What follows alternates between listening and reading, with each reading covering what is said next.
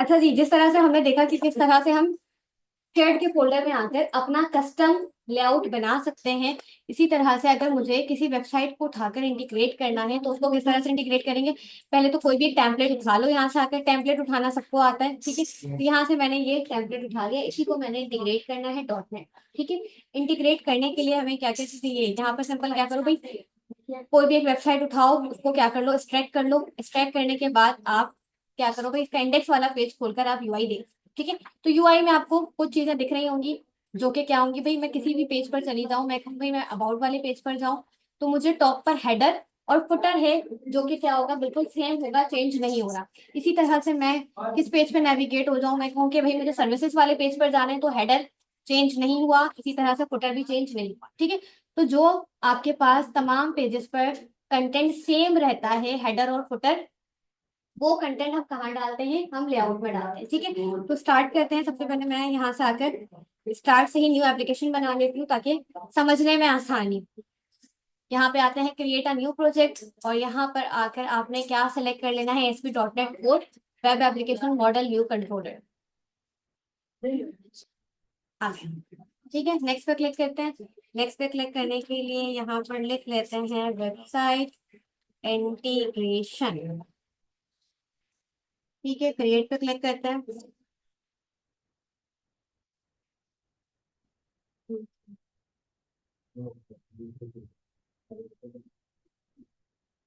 अच्छा जी, क्रिएट पे क्लिक करने के बाद पता है कि जो कंटेंट तमाम पेजेस पर सेम हो, उसको रखते कहाँ है, व्यूज के फोल्डर में। कौन सा फोल्डर है, शेयर का फोल्डर।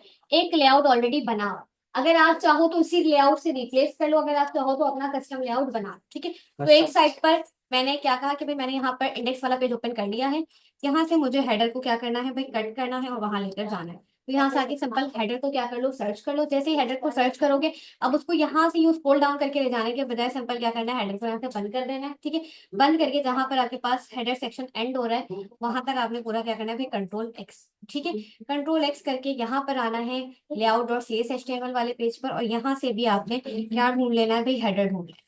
तो यहाँ पर भी आकर मैंने कहा भाई हेडर ढूंढ लेते हैं। ये आपके पास हेडर वाला सेक्शन है, इसको सिंपल यहाँ से क्या करो, बंद करो।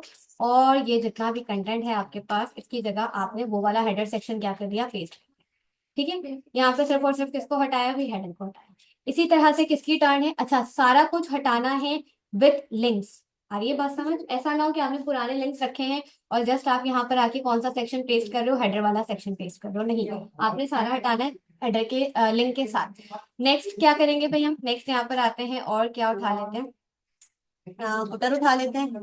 यहाँ पर आकर मैंने कहा कि भाई क्या है हमारे पास, फुटर। इसी तरह से फुटर को भी बंद करना है, और विथ लिंक्स आपने फुटर को भी क्या कर लेना है, कॉपी कर लेना है या कट कर लेना है, और यहाँ लाकर आपको फुटर मिल जाएगा। यहाँ से मैंने कहा भाई यहाँ से भी फुटर सर्च करते हैं। अच्छा जी, फुटर आपके पास है कि नहीं है, आकर क्रॉस चेक करते हैं, तो ये ठीक है। फुटर भी ये पूरा हटा के वही वाला फुटर मैंने क्या कहते हैं, हेडर फुटर मेरे पास पेस्ट हो चुका है, ठीक है। इस जगह पर मेरे पास क्या आना है, इस जगह की अगर मैं बात करूँ, ये कंटेनर में हटा रही हूँ, इस जगह पर मेरे पास तमाम पेजेस के अकॉर्डिंग मेरा डेटा क्या हो रहा होगा, चेंज हो। हेडर फुटर पेस्ट कर दिया। अभी अगर हम चला कर देखें तो क्या हेडर फुटर हमें दिख रहा होगा, बिल्कुल दिख रहा होगा, लेकिन जो सीएसएस इम्प्लीमेंट हुई हुई है, यहाँ पे कोई इमेज लगी हुई है, तो वो इम्प्लीमेंट नहीं होगी उसकी। क्यों, क्योंकि अभी हम सीएसएस लेकर नहीं आए। तो सीएसएस किस तरह से लेकर आना है उसको भी देखेंगे। पहले हेडर और फुटर को देखते हैं कि आपके पास उठकर आ रहा है कि नहीं। अच्छा, इसको मैं यहाँ से कॉपी करके यहाँ ले आती हूँ।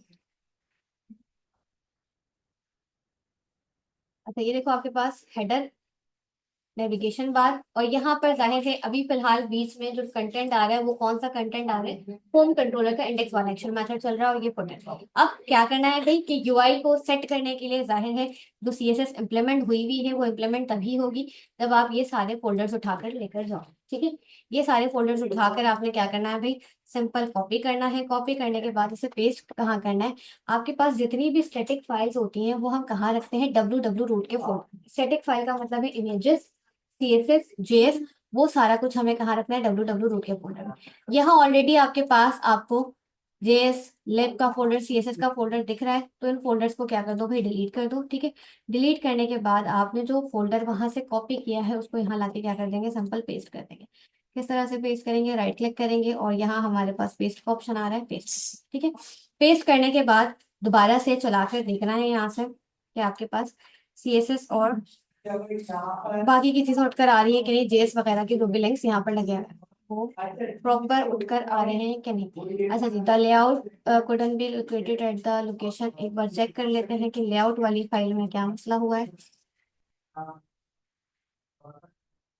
क्रिएट के फोल्डर में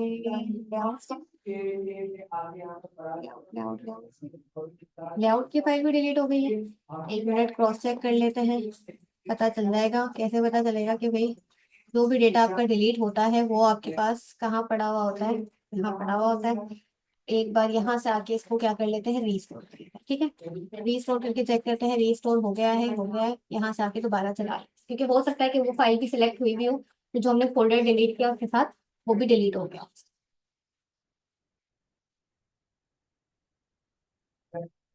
देखो यहाँ पर आपके पास हेडर भी उठकर आ चुका है, फुटर भी उठकर आ चुका है। बीच का जो कंटेंट आ रहा है वो आपकी ही एप्लीकेशन है। अब बीच का कंटेंट भी हमने क्या करना है, सिंपल यहाँ पर आना है। ठीक है, और आपके पास ये पूरा कंटेंट भाई जो कहाँ पर है भाई, स्लाइडर सेक्शन से स्टार्ट हो रहा है, ये पूरा यहाँ से उठा लो, या सिंपल क्या कर लो, कंट्रोल A करो, कंट्रोल C करो, क्योंकि अब जो कंटेंट बचा है वो कौन सा कंटेंट बचा है, बीच वाला ही कंटेंट बचा है।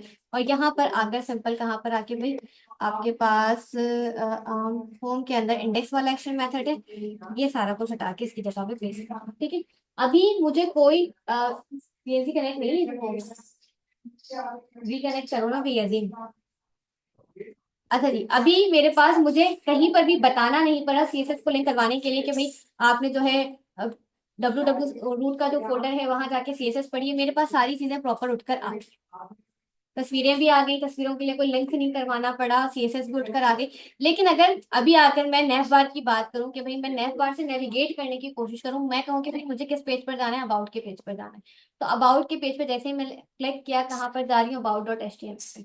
ये तो नहीं होना चाहिए। इसी तरह से अगर मैं सर्विसेज की बात करूँ तो कहाँ जा रही हूँ, services.html पर। सबसे पहले तो हमें नेव बार को सेट करना है कि भाई अबाउट पे, सर्विसेज पे, कॉन्टैक्ट पे चलाना किसको, यानी राउटिंग डिफाइन करेंगे। तो कहाँ पर मिलेगा नेव बार, नेव बार हमने कहाँ पर रखा था भाई, लेआउट और CSS HTML वाली फाइल में। तो यहाँ पर आकर आपने ढूंढ लेना है भाई नेव बार के जो नेविगेशन डिफाइन हुई हुई है इसको।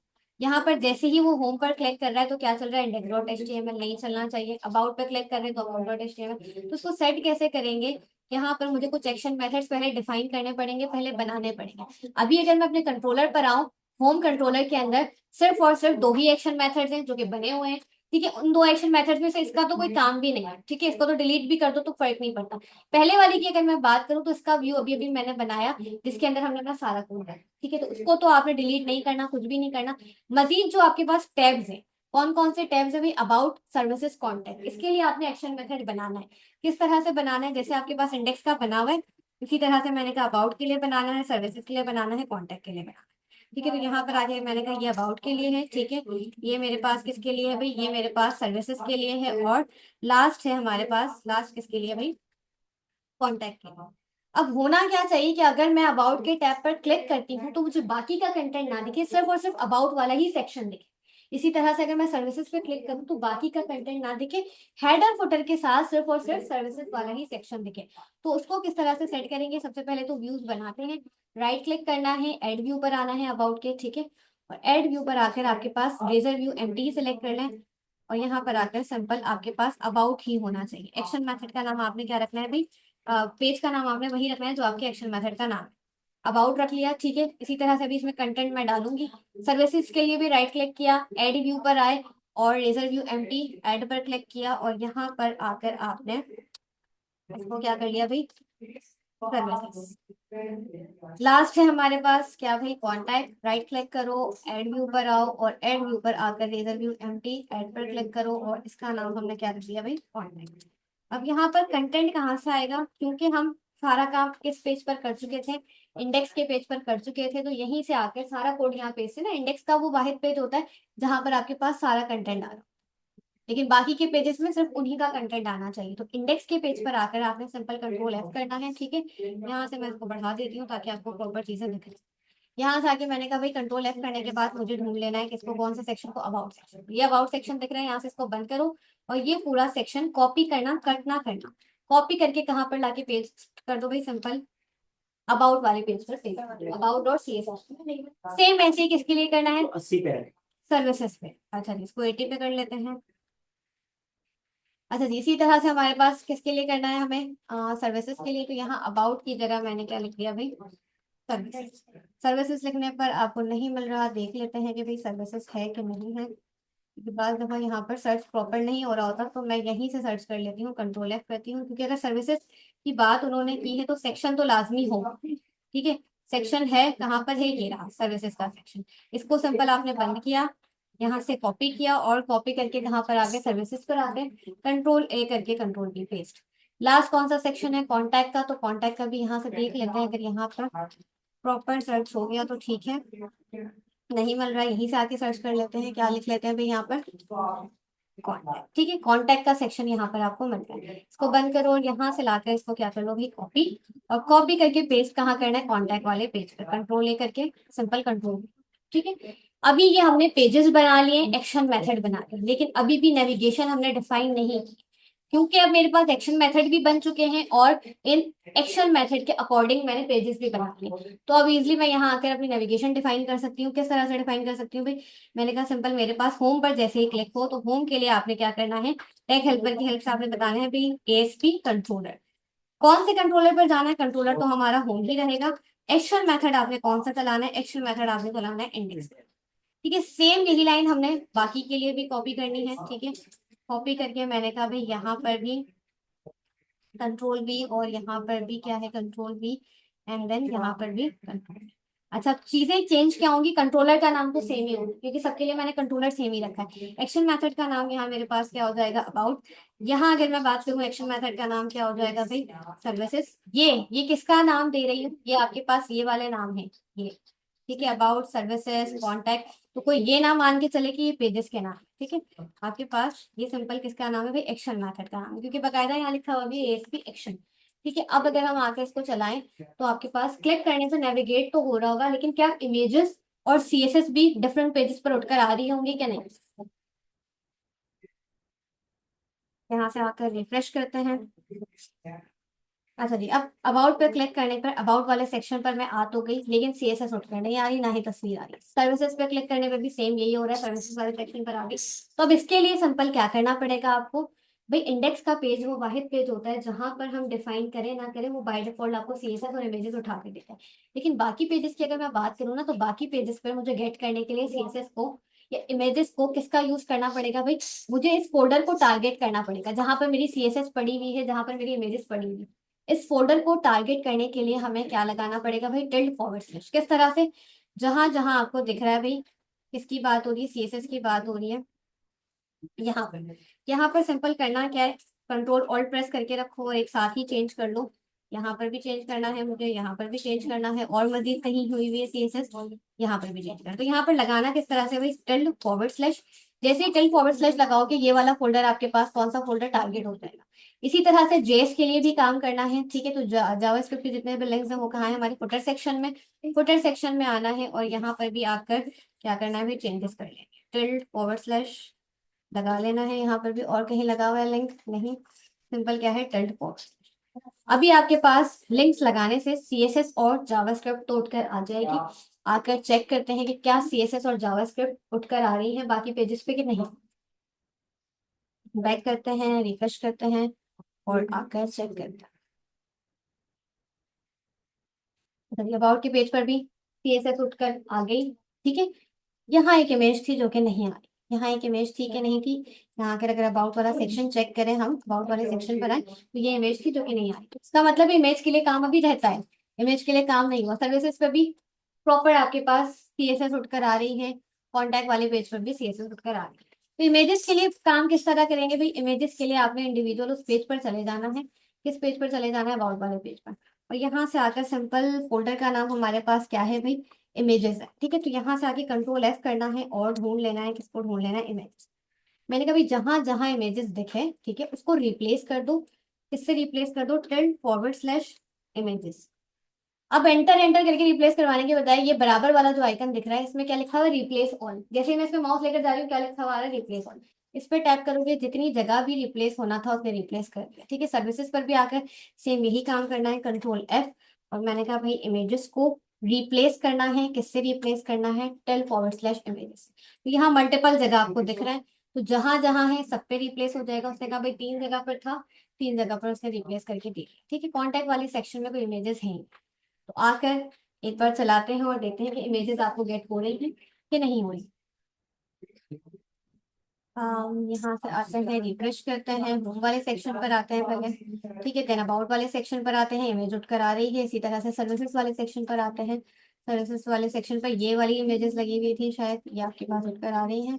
और देन क्या है भी, कॉन्टेक्ट वाले सेक्शन में कोई इमेज लगी हुई। तो आसान है इंटीग्रेशन, मुश्किल तो नहीं है। अब इसी तरह से अगर मैं इसी में कहूँ कि भाई मुझे बैकएंड को भी इंटीग्रेट करना है, तो वहां सवाल ये बनता है, अगर बैकएंड को इंटीग्रेट करेंगे उठा कर, तो आपके पास आप लेआउट कहाँ रखोगे। तो आपको मैंने बताया आप अपना कस्टम लेआउट बना सकते हो। एक लेआउट बाय डिफॉल्ट बना हुआ था, वो आपने फ्रंट एंड के लिए यूज कर लिया। ठीक है, अगर आप बैकएंड को भी उठाकर ला रहे हो यहीं पर, तो वहां पर आपको अपना कस्टम लेआउट बनाना पड़ेगा। एडमिन लेआउट के नाम से बनाओ। ठीक है, वहां पर आपने जितना भी कोड रखना है, जितना भी हेडर फुटर रखना है, वो किसका रखना है, बैकएंड का।